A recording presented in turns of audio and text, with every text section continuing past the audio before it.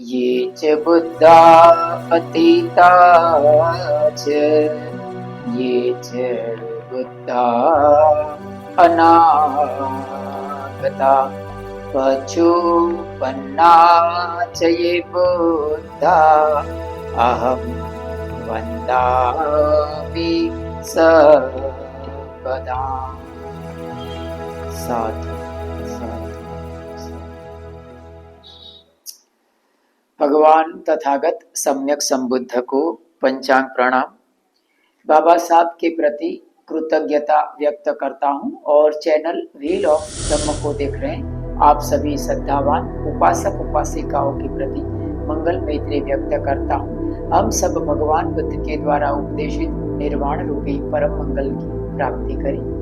धम्म का प्रतिपादन करते करते हमारे सबका जीवन मंगलमय बने। कुछ समय से हम धम्मपद की गाथाओं और कथाओं में उसकी देशना में श्रृंखलाबद्ध आगे बढ़ रहे हैं। आज तक हमने धम्मपद के शुरुआती 4 वर्ग के ऊपर धर्म देशना सुनी है और 5वां वर्ग बाल वर्ग चल रहा है।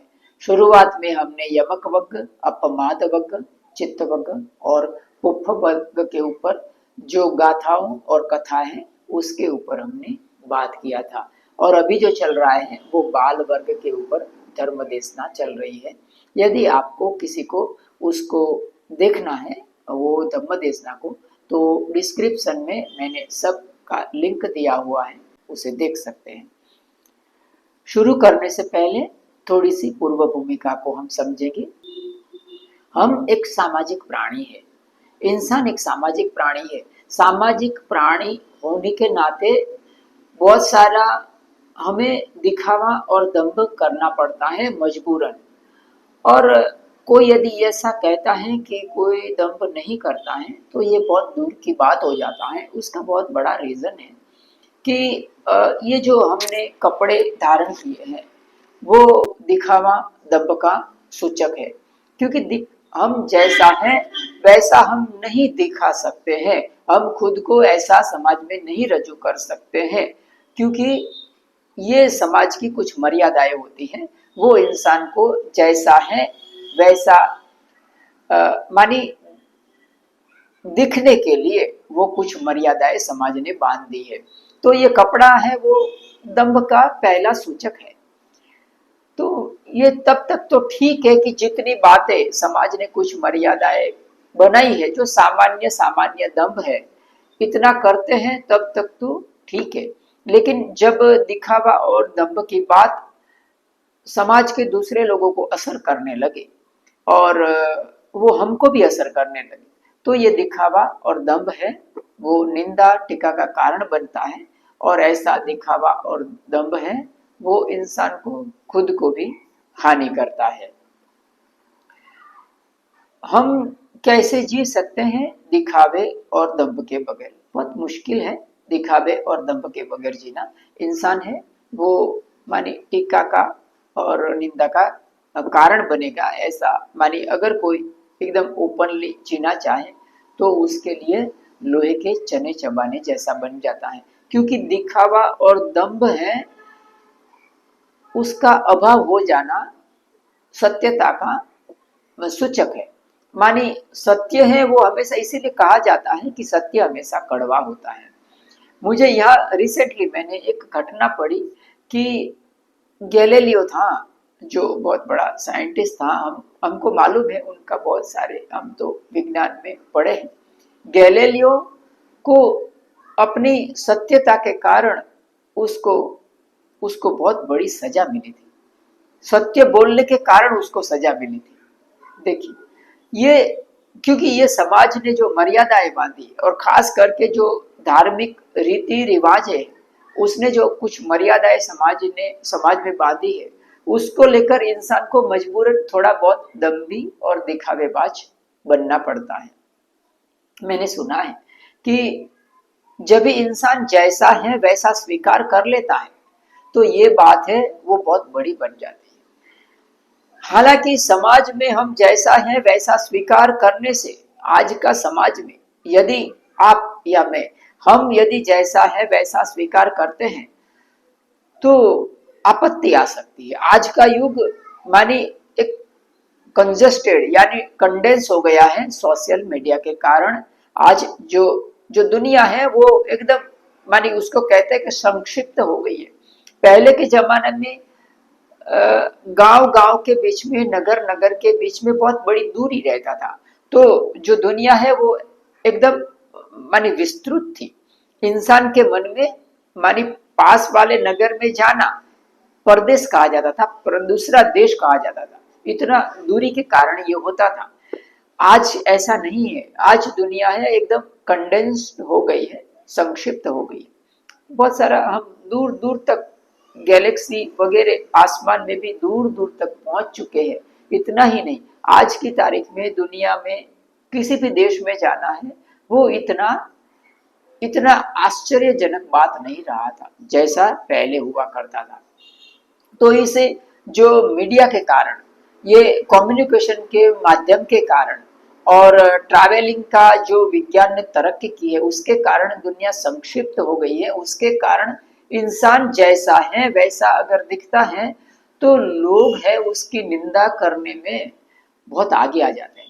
और बहुत स्वाभाविक बात है, इंसान को धर्म से ज्यादा अधर्म का ज्यादा खींचाव होता है, उसको खींचता है। इंसान अधर्म ज्यादा देखता है, उसको दिखाई देता है।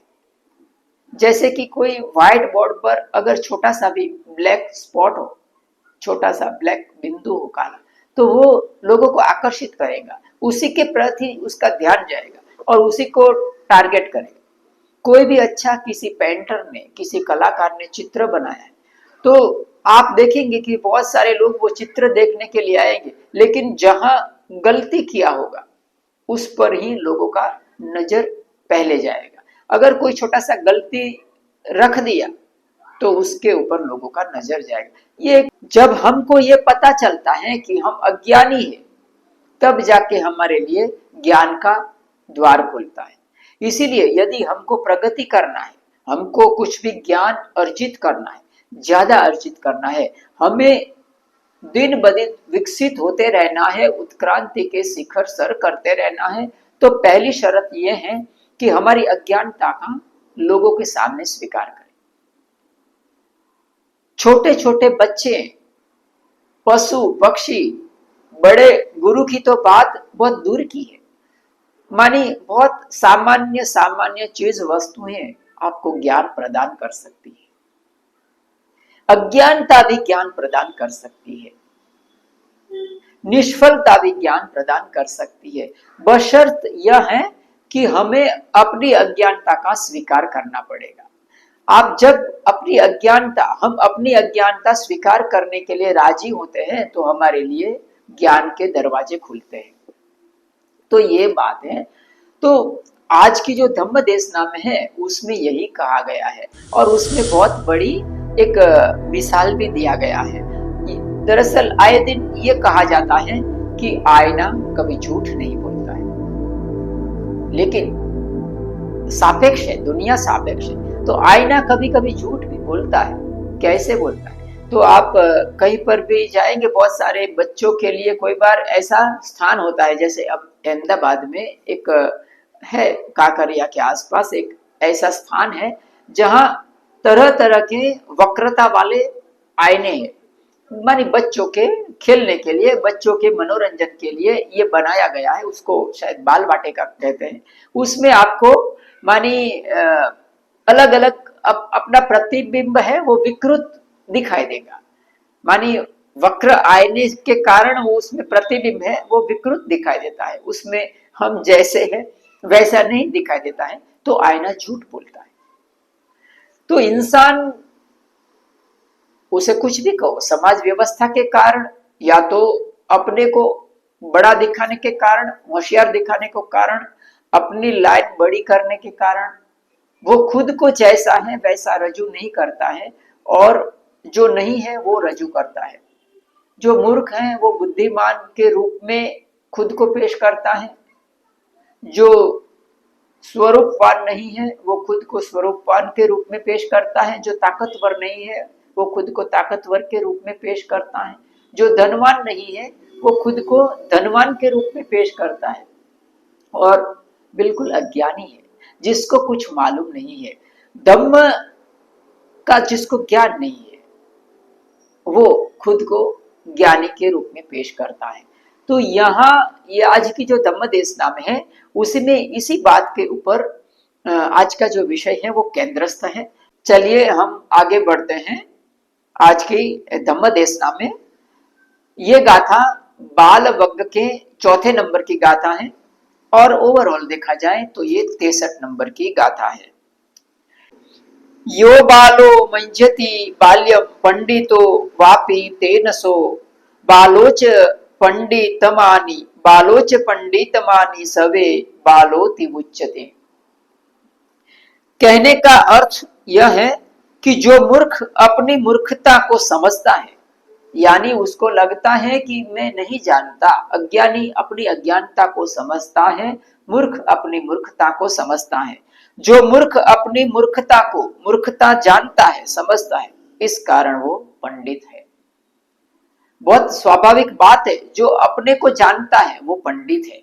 वो पंडित है जो मूर्ख होकर भी अपने आप को पंडित समझता है, दरअसल वो यथार्थ में मूर्ख होता है। इसी के बात के ऊपर आज एक बहुत अच्छा दृष्टांत दिया गया है। उस समय भगवान बुद्ध श्रावस्ती के अनाथ पिंडक के जेतवन आराम में ठहरे हुए थे। एवं में सुतम एकम समय भगवा सावथ्य वीरति अनाथ पिंडकस्य आराम। तो उस समय बहुत स्वाभाविक है कि भगवान बुद्ध की धर्म देशना सुनने के लिए लाखों की संख्या में दूर दूर से लोग आते थे। भिक्षु आते थे, भिक्षुणियां, उपासक उपासिकाएं, सब उनकी धर्म देशना सुनने के लिए आते थे। तो बहुत स्वाभाविक बात है, जहाँ उजाला होता है वहां अंधेरा भी होता है। पिछले कुछ समय से हमने वो महासमय सूत्र में भी सुना था कि जब देवता लोग का आगमन होता है भिक्षु संघ को देखने के लिए, तो मार सेना भी आ जाती है। जहां धर्म बढ़ता है वहां अधर्म का भी बढ़ना स्वाभाविक होता है। तो होता यह है कि भगवान की धर्म देशना सुनने के लिए दूर दूर से लोग आते हैं। उसमें कोई चोरी चपाटी करने वाले लोग भी आ जाते हैं और दूसरी तरह के लोग भी आते हैं जिसको धर्म देशना सुनने के लिए कोई संबंध नहीं होता है, कुछ चोरी करने के लिए आते हैं। ज्यादातर ऐसी जगह बहुत सारे लोग इकट्ठे होते हैं, तो वो माने कोई लोग चप्पल चुराने के लिए भी आ जाते हैं ऐसे धर्म स्थान पर। तो भगवान बुद्ध के समय में भी सब लोग मानी धर्म देशना सुनने के लिए आए थे। तो उसमें कुछ लोग, एक दो मित्र आते हैं जो कि जेब कतरे थे। जेब कतरे को यहाँ कहा गया है कि मानी गठी भेदक। गठी भेदक को हम ऐसा कहते हैं गठरी भेदक। माने क्या कर, पहले के जमाने में लोग गठरी रखते थे, कुछ सोना चांदी, पहले सिक्के नहीं हुआ करते हुए शायद, सोना मोहर वगैरह तो रखते थे गठरी में। तो गठी भेदक चोर को आज उसको जेब कतरे कहते हैं, उसको गठी भेदक कहा जाता था पाली भाषा में, यहाँ लिखा हुआ है। तो दो मित्र आ जाते हैं और वो भी धर्म देशना सुनने के लिए बैठ जाते हैं। लेकिन वो धर्म देशना सुनने के लिए नहीं आए थे, वो तो लोगों को माने लोगों के ऊपर वॉच रखते हैं कि किसका जेब काटना है। एक मित्र है वो बहुत उत्सुक था धम्म में, तो वो भगवान की धर्म देशना सुनता है और वो श्रोतापति फल को प्राप्त कर लेता है। पथव्या एक रज्जेन श्रोतापति फलम वरम, मानी इतना महत्वपूर्ण अवस्था को वो प्राप्त कर लेता है। तो एक मित्र है वो श्रोतापति फल को प्राप्त कर लिया, उसने अपना कल्याण साध लिया, अपने जो बुरे कर्म से वो पृथक हो गया। दूसरा मित्र है वो खोज में लगा रहता था कि कौन सजग नहीं है, किसकी जेब काटी जाए। तो ऐसे खोज में उसको एक व्यक्ति मिल जाता है और उसका वो सोना चुरा लेता है और सोना चुरा कर वो चला जाता है। और सोना चुरा स्वाभाविक है, उसका धंधा है, तो घर पर जाकर अच्छा अच्छा भोजन बनाता है, पकवान बनाता है और खाना पीना अच्छा मानी मौज मस्ती में वो समय बिताता है।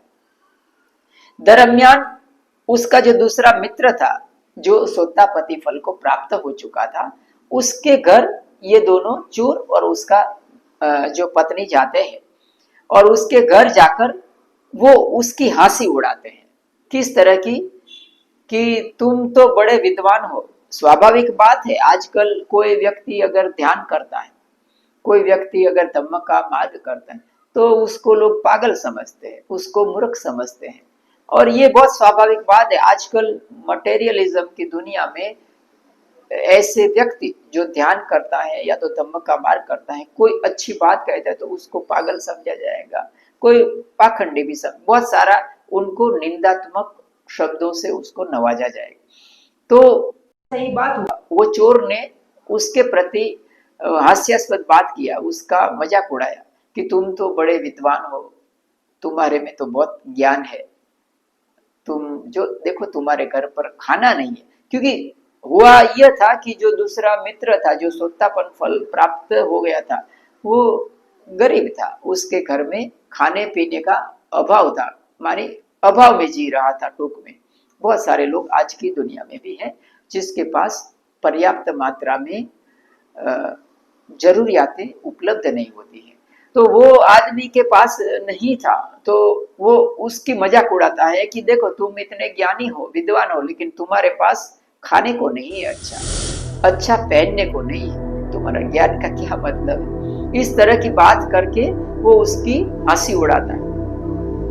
जो मित्र श्रोतापन फल को प्राप्त कर लिया था, यहाँ श्रोतापन का अर्थ क्या होता है उसको मैं आपको समझाना चाहूंगा कि श्रोतापन फल है वो बहुत महत्वपूर्ण अवस्था है साधना की। क्योंकि श्रोतापन जो व्यक्ति है उसके सामने मार्ग एकदम क्लियर हो जाता है, उसको पता चल जाता है, उसको एक झलक मिल जाती है, तो उसका मानी विचलित होना असंभव बन जाता है। तो वो व्यक्ति जो श्रोतापन बन गया था मित्र, वो उस मित्र को देखता है और बहुत स्वाभाविक बात है कि अज्ञानी उसको अज्ञानी समझता है वो, क्योंकि उसके लिए तो मार्ग एकदम खुल गया था, स्पष्ट हो गया था। तो वो उसको लगता है, वो मन ही मन में सोचता है कि ये मित्र कितना मूर्ख है, वो करता तो गलत है, चोरी किसी का जेब काटना गलत है ना, तो वो गलत करता है, वो बुरा करता है, चोरी करता है, शील भंग करता है, लेकिन वो खुद को बुद्धिमान समझता है। तो ऐसा वो अपने मन ही मन सोचता है। ऐसी बात होने के बाद दोनों मित्र भगवान बुद्ध के पास जाते हैं और भगवान बुद्ध दोनों को ये गाथा सुनाते हैं, जो बालो मय्यति बाल्यम पंडितो वापि तेन सो बालो च पंडित मानी सवे बालो ती मुच्यति। तो आज इतना रखते हैं। सबका मंगल हो, सबका मंगल, सबका